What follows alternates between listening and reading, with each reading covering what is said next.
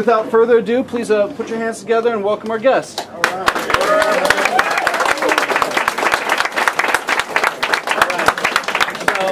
So, best questions. I got free books for best questions. The audience will know if they're good questions. I have free books just for being nice. Well, I don't I love you. I brought nothing. Hi. Hi, Brian. My question for you is, I'm a big fan of the Ultimate Spider-Man comic books. I just want to know, what is your favorite Ultimate Spider-Man storyline you've worked on? You know, it's hard. It's always weird stuff. The writer and artist always pick the weird things that no one else liked, because you always like, you know, that kind of stuff. But I think the one I'm most proud of is probably the Clone Saga, because the Clone Saga is perceived as the original one is perceived as everything that's ever been wrong with everything ever, but the idea of the Clone Saga was always excellent.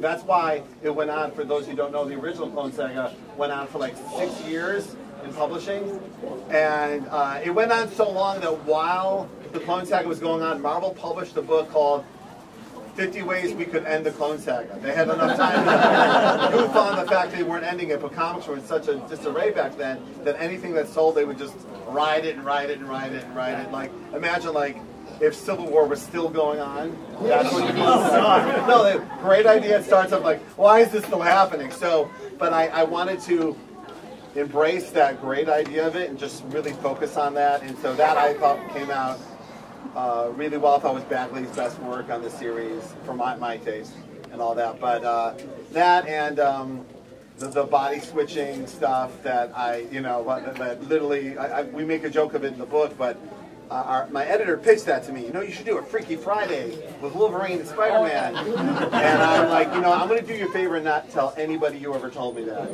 because you will get fired for saying stuff like that. And then you go home and start thinking about jokes. You know what I mean? And then like once you come up with like 5 good jokes, you're like, oh, I got to do it now. And then doing it for the cartoon again, like adapting it for another generation, was the joke that just wouldn't stop. You know, so I like that too. But overall, my favorite stuff has been the Ultimate Team Up stuff. It was the first time I ever got to work with all of my heroes.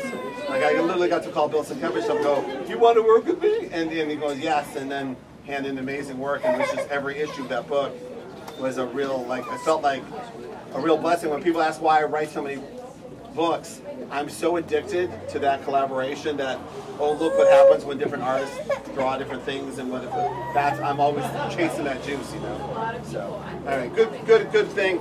You get a Powers Forever hardcover, and I think this is me and Mike's best Powers book. So there you go. There you go. Oh, now the hands are going up.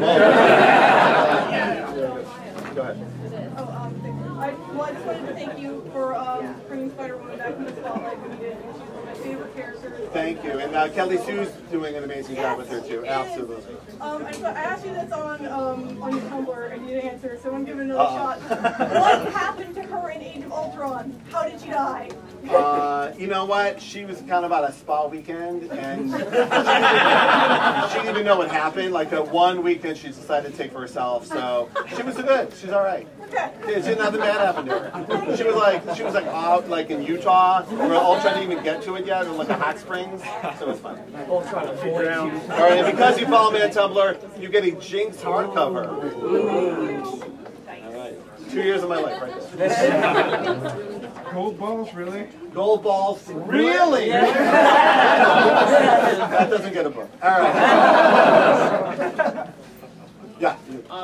Do you consider it kind of like a janitorial? You get to work on a title that so many other people have come for you, a team, characters, and do you feel that weight and that responsibility? And then question B part, is there a gold standard amongst people who have worked on the X titles they look back over the last 30 plus years, the writer, like for me personally, Chris Claremont, do you guys, when you take over a title like that, feel that weight? You can't help. I think you're doing a bang up job, obviously. I appreciate it. No, you can't help but when it usually happens when the book is on the stand. It doesn't actually feel like it's really the X-Men until you see it like oh look, it's really the X-Men. This is the one they're actually buying. And that happened to me like when I first moved to Portland. I walked into Portland, I saw Ultimate Spider-Man on the shelf at Fred Meyer. I went, they're really selling these. In Cleveland, it felt like, well, I lived there, so it was like, you know, and then when I moved to another city and I saw it, I know that sounds ridiculous because you go to conventions, you see people, but it doesn't always fully connect as like real until it's, you know. And so yes, you can't help but think of like all the people that came before us and how you perceive them and the ones that you admire, and you think about how should I act or how should I be, and think of like, I said online a bunch of times, like Walt Simonson was so cool to me when I was a teenager that it completely changed my life. So I'm like, all right, do that, be that guy, like do that. So you think about that like as a human, and then you think about legacy work and that how I talked to some of the people that are older than us, and there wasn't a lot of trade paperbacks back then, like or digital, where the work will last forever. Like Alan Moore did not know that Watchmen was going to still be in print. His contract said, and then in 2 years it reverts back to me, because that's the way it went. But we now know that there's a good chance, like Ultimate Spider-Man will be in print forever. So it'd be nice not to screw it up. It's like the responsibility is very high. As far as following people, it's funny you say that. Someone asked that question when I was in San Diego at this like History of Marvel panel, and it was like the first time I'd ever met Roy Thomas, and he was there, and John Romita Jr. and Mark Waid, and someone asked that question about following people on the book that you loved. And I said, well, you know, but Daredevil's like got to be that's the one that your head throbs. You're like, oh, you know, don't fuck up the Frank Miller book. You know, or like, Daredevil still is the book that, whether it's conscious or not, everyone says that's the book you can't screw up. That's the book that everyone has to bring their A game for whatever reason, right? So it's just you're relieved that you didn't. And then Roy Thomas goes, every book I ever started on, I was following Stan Lee, the guy who invented it. I'm like, oh, that's much worse. So yeah, there is, but he was the first guy. You know, our friend Matt refers to it as like we're long distance runners, we're like marathon runners, and we carry the torch for sometimes a few feet, sometimes a mile, and you hand it off. Your job is to, you know, do as well as you can as long as you have it. So that definitely is something we all think about. You know, so yeah, that's a good one. Goldfish, here you go, right there. There you go. That's also a first one. Yeah. Okay. So why do you think, because right now, I remember when I was young, like it was still kind of nerdy to be into like superheroes. Why is it such a big deal now? I don't. That nerd stuff always bothered the crap out of me. And did you guys see the commercial for that sci-fi show, Fangasm or whatever? Yeah. Oh, I hate it. And by the way, me and Mike were offered to be part of that show. Turned out I didn't even tell you because I knew you were like no, and because you could just tell from the way they worded the letter to us that they were going to treat us like crap or goof on us. I'm like, no. You know, I don't get it. For sure, it has something to do with the success of the movies and everyone kind of realizing that they've always loved the genre, that we've always all loved it, and real filmmakers with real actors, and you know, it's hard to call something nerdy when Anthony Hopkins is in it, you know, or Tommy Lee Jones. I mean, these are not nerdy guys, you know. So it's got to be a lot of that, but also we're taking our stuff we take it seriously. We treat it as art, and no matter what anyone else thinks. That's what's been going on like the whole time I've been in comics and before us. Like, I remember reading an article for Harvey Picard was like, "Biff Bam Pow, comics aren't for kids anymore." I'm like, have you read Harvey Picard? That headline doesn't, it's ridiculous you even think of that headline. That headline has disappeared in the time I've been in comics. You don't see it anymore. So that's good. So I think we should enjoy it, embrace it. Every summer that the #1 movie of the summer is a superhero movie is another year we're getting cool superhero movies. So what the hell? I've noticed there's a lot less of the Biff Van Pow things in like when 60 Minutes or 2020 or any major news thing now does a thing about a movie or the comics. They really pulled back on that. It's pretty. That feels really good. Well, also it has to do with a lot of the guys that are like telling the stories of our culture are us who grew up and now we're in charge. Right. So we're kind of like, I go to tell when like someone even from Hollywood calls us about something, you can tell it's like one of the guys from my board who finally got a good job, you know? So that has a lot to do with it too, is that we're making the world the way we've always wanted it. Like, you know, dress for the job you want kind of thing, but we've been acting accordingly and eventually just that's the way the world becomes. But I do like it. I do like when someone doesn't know they're a nerd or a geek or they knew with something, my wife is the king of. She has no idea what a geek she is about Star Trek, and I fight with her about like you were such a. And she goes, oh, I am not. And I go, what's the prime directive? She goes, everybody knows that. I go, no, players know that. So anyway, Powers, there you go, right for you. Enjoy. All right, I'm gonna hit this side. Yes. What body of work are you most proud of? You know, Or favorite? it's so hard to say at the point. What the work I do with these gentlemen. Good hands. I have to wait till I'm like, you know. He doesn't realize that Dave and I are two different people. I said these gentlemen blend together. No, but I can't say that. I don't know. I don't. You know what I mean? Like. I'm really excited. It's the pat answer, but it's true. Is that what I'm working on right now at home? Like just before I came here, I was working on some X-Men stuff, and I was really enjoying it. Just because it's pure and like nothing's, you know, no one's yelled at me about it yet, so it's all I'm really enjoying it. So I guess it's that, but you know, it's hard to say. I will know that if for some reason I accidentally cured cancer tomorrow, the first line of my obituary will still be Ultimate Spider-Man writer. I happen to cure cancer. So I'll have to, on some level, say that's got to be something. But of course, the stuff you own is always, these are things of stuff like that. Thank you. Right there, that hand. There you go. How are you? Very good. Thank you. I know we have people here from New Hampshire and Ohio. I just moved here from Montana. Cool. And I can tell you as a kid, like I would walk a mile to buy my comics from the local convenience store. Signings like this, I mean, I'm staring down the barrel of 40. This is my first time I get to meet people who actually created comics. So on behalf of all the hardy nerds in Montana, will you look into doing signing events in Montana for all the rest of my friends? Sure. First of all, I'm pretty sure the Jew detector would go off the minute. You know, this was a lovely thing that we got to do. I actually live right up the street, so I was able to do it. I got little kids at home, so I've cut out all convention and store appearances just because, you know, I'm online. You talk to me all day. I can, you know, avoid questions like I did earlier. But it's the work's the most important thing. Sure. The family. So there you go. But because you came so long, would you like a Powers or a Jinx? Powers. All right. There you go. There you go. Mike, I found it. All right. Let's get someone in the back. Way in the back. Little person, yeah, there you go. I mean, same size as me person. What are your plans for the Fantastic Four when you eventually write them? You know what? No, that's not a bad thing. Listen, I think Matt writing Fantastic Four is one of the greatest things that's ever happened in comics. He's been living that life for all these years. I'm the one actually pointing that out to him. He's like, they offered me Fantastic Four. I go, Kelly Sue's invisible. Like I'm pointing out his life in Fantastic Four. I have hinted at my Fantastic Four pitch 7 times in print when I refer to the Baxter Building murders. I have mentioned it every time I do a future story. Someone that just came from the Baxter Building murders. So that is the horrible, horrible take I have on the Fantastic Four. It's the reason they've never offered it to me. Nobody wants to see Willie Lumpkin dead with orange rocks and fire scorches and other.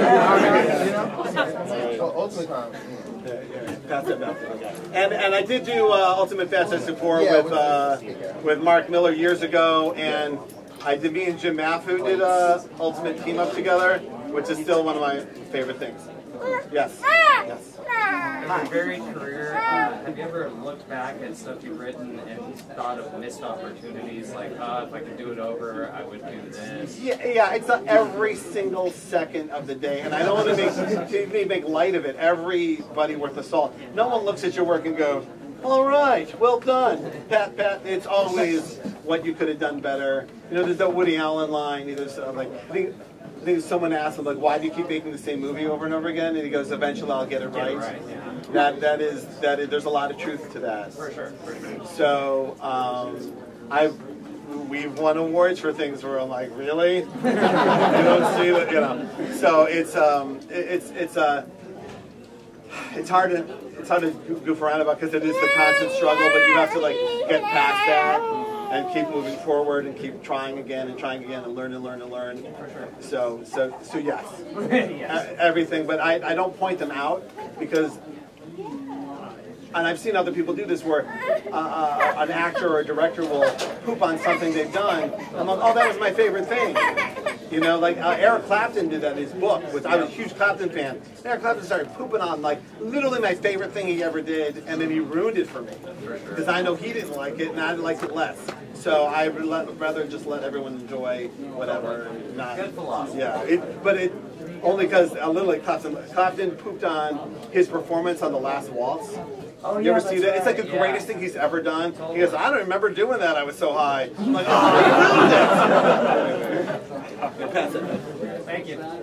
And these guys too, by the way. David and Mike, please, you know. Yes. Okay, so I've seen it a couple times in the past at Comic-Con. I've seen it a couple times in the past at San Diego Comic-Con, and obviously I'm a huge fan of Powers. Michael's artwork is insane. I want to see him do more stuff, by the way. But he literally couldn't possibly produce more work than he does. He's doing like 2.5 books a month, right? Yeah, it's like Jack Kirby level of amount of work he's doing. But I've always been a huge fan of like Ina Pilgrim and Christian Walker, and I love the storyline you guys did where it tells history of everything from the beginning. And do you have any more that you're going to expand on that, like other stuff that happens in the future, or you know, where it's going to go? Because I know the TV show is still kind of in the works of coming, and I'm really looking forward to that. I haven't seen or heard anything else about it. Do you have any? Okay, well, Powers, we're happy to say we've had one of our most productive years ever on Powers. We're on issue 8, in month 8, issue 8. We've actually coming out like a professional comic book, which we're thrilled about. So our next storyline, they're going to Hollywood. There's been a big murder. It's called Icons, and there's a we haven't seen the West Coast heroes, so we're going to meet them and see what's going on there. We're not doing a lot more flashbacks because we just did Z, where we saw Walker during World War II, during his Rat Pack, Ocean's 11, stuff like that, and we did Future, so we feel like we've mined a lot of that. And we really need to establish the FBI the forward stuff, yeah. So we're gonna. And as far as the TV show, and this is my favorite part, where I tell people the TV show's still happening, they look at me like, "Oh, you think it's still happening?" But Mike will tell you, as soon as yesterday, we heard awesome news from Sony about the television show. So Charlie Houston, you guys familiar with Charlie Houston? He was just here in town. Right. Charlie Houston, crime writer. He's actually our showrunner on Powers now, and he took a brand new take on the Powers pilot to start it new, and it's quite awesome, and everyone's going bananas about it. Tomorrow would be nice. But you know what? Anyway, it's just literally FX just launched a new channel yesterday, so we have to wait like a week for them. Yeah, but it's going to happen very, very soon. And in fact, it has to happen very, very soon.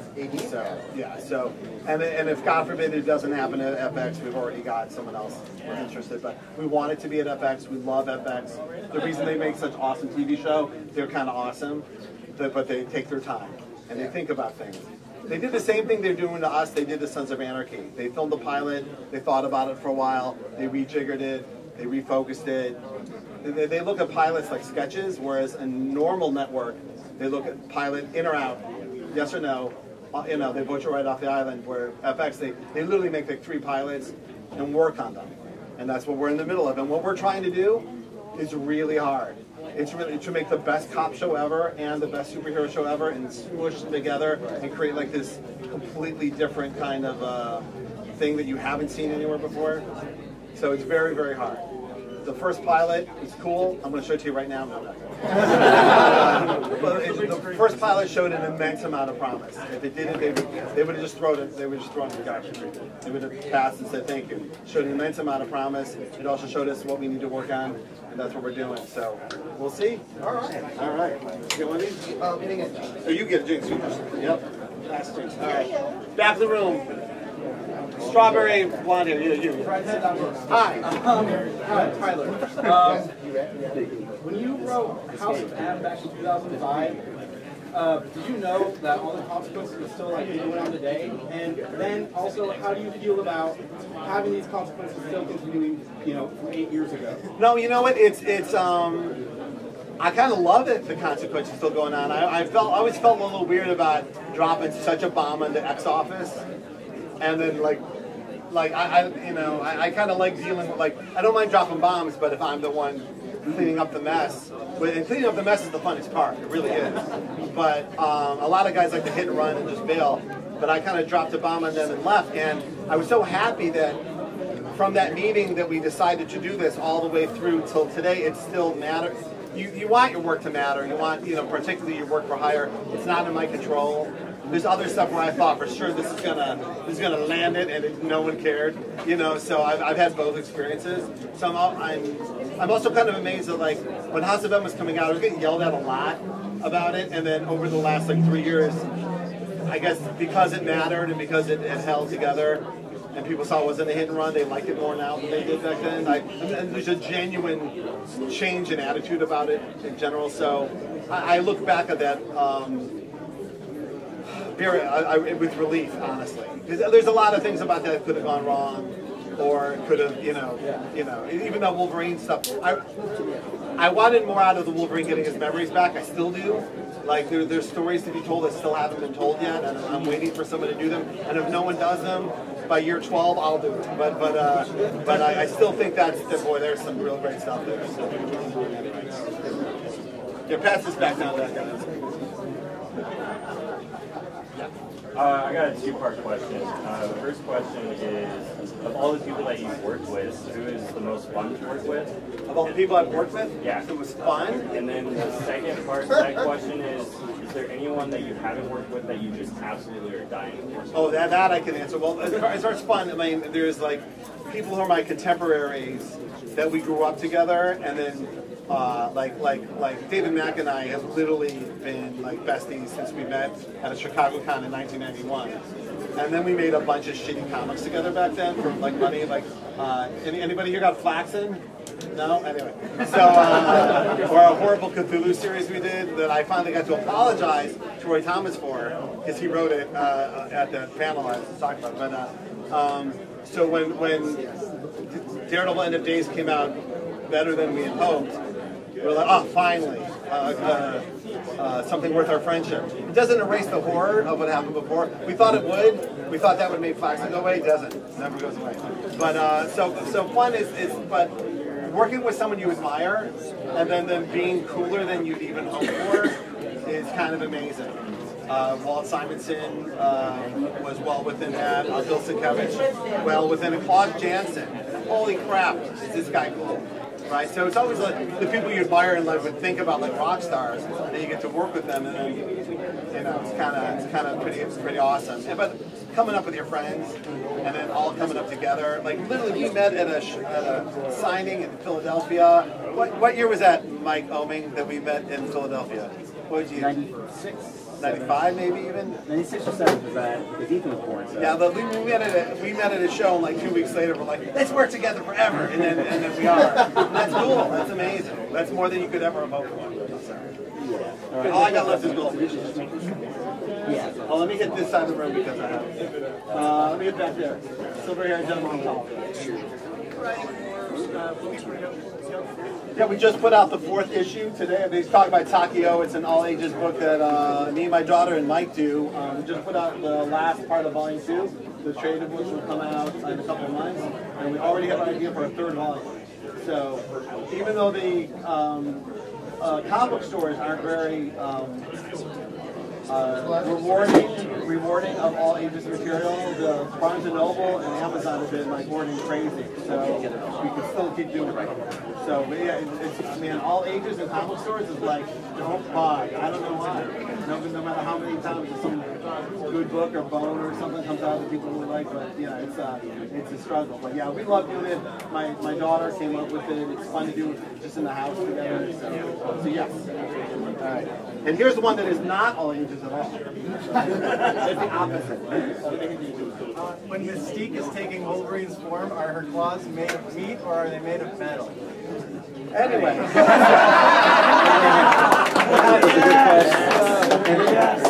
As a woman. By the way, that question and what's happened to Magneto's hair is 75% of my Tumblr feed. I know. Listen, don't pull us to string the whole sweater of our existence. So as a woman who reads comics, I've always been drawn to X-Men because of the quality of the women there, particularly in your lines. Is that something you put a lot of conscious effort into, or does it just come a little bit more natural to you? It comes with my general philosophies of writing real people and really thinking about, what they're like. I have a life full. I have 3 daughters and a wife. I'm outnumbered in my home. And you can't help but think of all the atrocities that have come to female readers that love comics, and X-Men fans as well. It's such a double-edged sword because I like female body as much as any, man my age. And when a woman comes to you dressed as Emma Frost, you can't help but go, oh, that's over the top. See, now I see what you're talking about. That's not right. No one should walk around like that. So you can't right the wrongs or preach like that, but just if I write everyone the way I really believe they are, and the voice in my heart that I believe how they would react, and give them flaws and real moments of heroism, just like everybody else, and really avoid the damsel in distress and avoid all the things that we've seen so many times before. That's the kind of writer I just want to be, and that happens to be there's people who are desperate for that, right? And I used to work in a comic store, and I would see female readers come in and just deflate and walk out. And I literally see them, So, but from Jessica Jones all the way up, and just like there is the untapped part of not the market, but of the creativity of comics. So and I got Kelly Sue's one of my best friends over our house every week. You think she's always in the back of your mind when you're writing or drawing something. Like, no, I'll kill your ass. You do that, but when you see how much certain things break her heart, and she is very vocal about some stuff, but in private even more so. And you can't help but think of that. And think about what I want my kids to read this one day, So. Well, thank you. All right, thank you. I wish I had more books. It's empty. It's all good. Yes, sir. When you began to write the New Avengers, how did you choose all of the characters? That's a great cast. How did we pick the New Avengers? We were all at Marvel. They flew us all into New York City, and we're sitting at this big table, and we're talking about, is every book as cool as it could be? Is every book is Iron Man as cool as Iron Man could be? Is Spider-Man as cool as Iron Man? It doesn't mean cool like hip, but is it the book you're dying to read? And we got to Avengers, and Avengers weren't, at the time they were like Jack of Hearts and She-Hulk, and there's nothing wrong with those characters, but in general there's stuff, it didn't feel like Earth's Mightiest Heroes, me and Mark Millar he did Civil War. He's crazy. He does your height.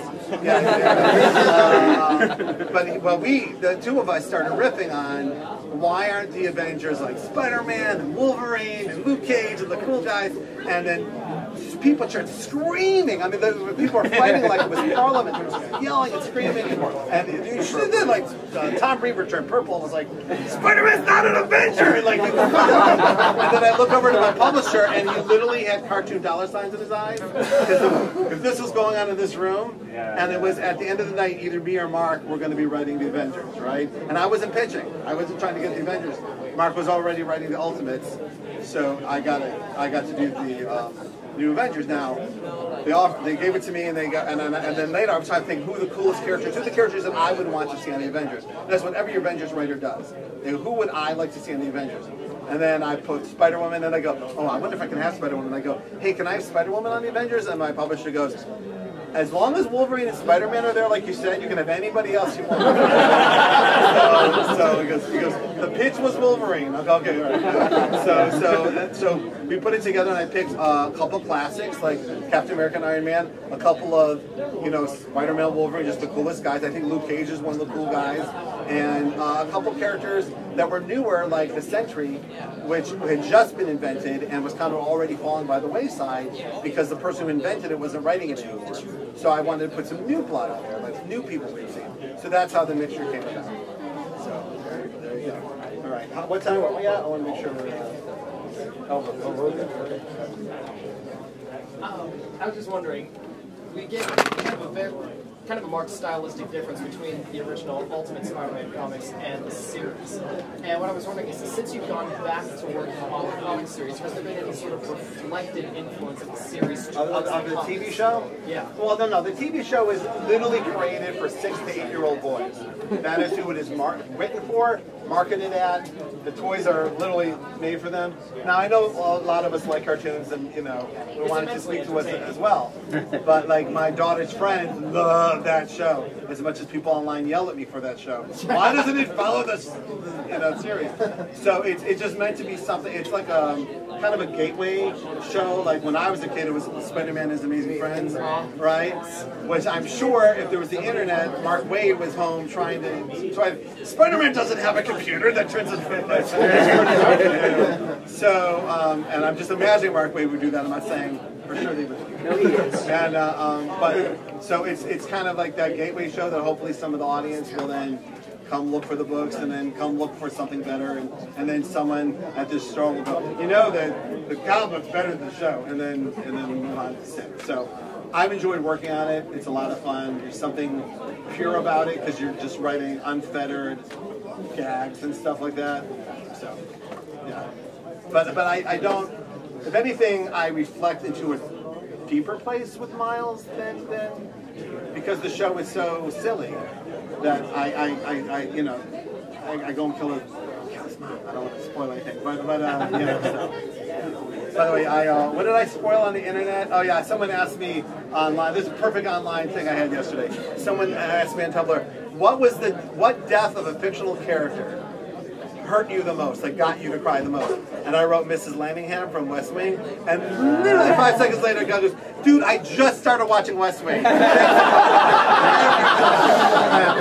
time, and I fall for it every time. Anyway. I was going to ask, you said before that Aaron Sorkin is one of your influences for dialogue. One of your popular traits that people associate with your writing style is heavy dialogue, slow pace that sets the standard for the storyline. Have you ever had plans to work with Aaron Sorkin in the future? Oh, no. And Aaron Sorkin's like one of many writers that have done this. You talk about like writing that heavy dialogue and Aaron Sorkin being an influence, and it's more about playwrights in general. Aaron Sorkin started as a playwright, David Mamet, Kenneth Lonergan, probably my biggest influence. Richard Price. These guys are like very natural, flowing dialogue. The dialogue propels the plot. This is just them goofing around, that stuff.